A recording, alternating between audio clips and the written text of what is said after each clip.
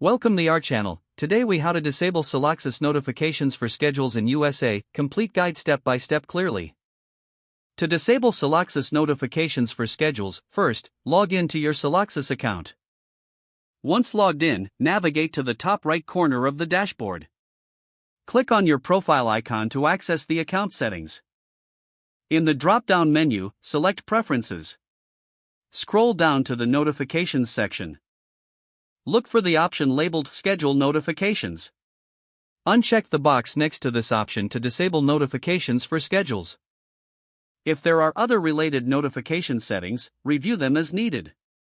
Once you've made your changes, scroll down and click on the Save button. Your settings will now be updated, and you will no longer receive schedule notifications.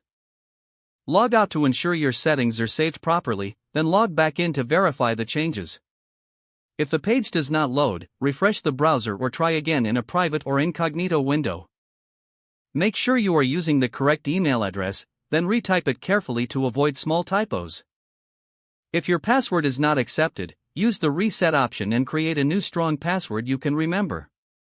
Check your spam folder for verification or security emails, then complete any requested confirmation steps. Enable two-factor authentication if available to improve account security and reduce unauthorized access risk. After signing in, review your profile details so your contact information and settings are accurate and current. If you see an error message, note it down and try again after restarting your device and internet connection. Log out when you finish, especially on shared devices, to keep your account and payment information secure. If the page does not load, refresh the browser or try again in a private or incognito window. Make sure you are using the correct email address, then retype it carefully to avoid small typos. If your password is not accepted, use the reset option and create a new strong password you can remember. Check your spam folder for verification or security emails, then complete any requested confirmation steps. Enable two-factor authentication if available to improve account security and reduce unauthorized access risk. After signing in, review your profile details so your contact information and settings are accurate and current. If you see an error message, note it down and try again after restarting your device and internet connection. Log out when you finish, especially on shared devices, to keep your account and payment information secure.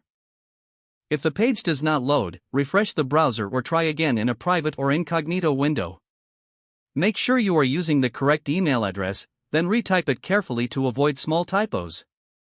If your password is not accepted, use the reset option and create a new strong password you can remember.